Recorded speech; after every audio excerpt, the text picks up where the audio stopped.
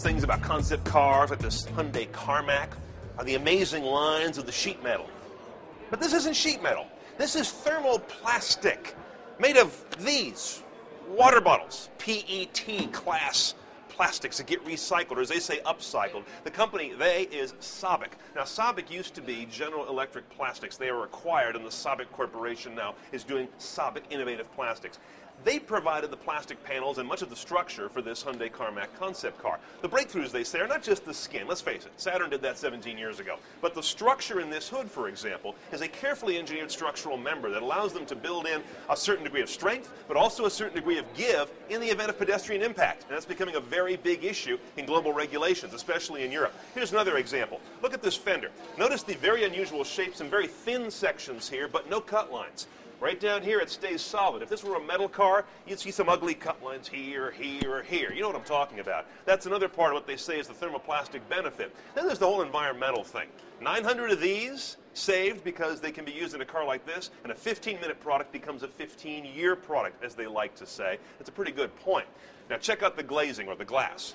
Now the part of cars that they call glazing, or the auto glass, is also really going to change if thermoplastics take off. I mean, this is Lexan. We all know Lexan, a really strong glass-like substitute, but it can take on contours of the body that traditional laminated auto glass just can't do. It's basically a pretty bland curve. They can do a lot with this. Like here on the top, this is a Lexan roof on the Carmack, and you've got these sort of, aerodynamic bubbles up here that are almost kind of retro. Again, something you can't do with today's automotive laminar glass. Now, the other benefit of all this, of course, is weight. If you want to make a car faster, you can add power. If you want to make a car faster the smart way, you take out weight. And this vehicle, they say, generally would be about 130 pounds lighter due to the use of plastics, those 900 water bottles again.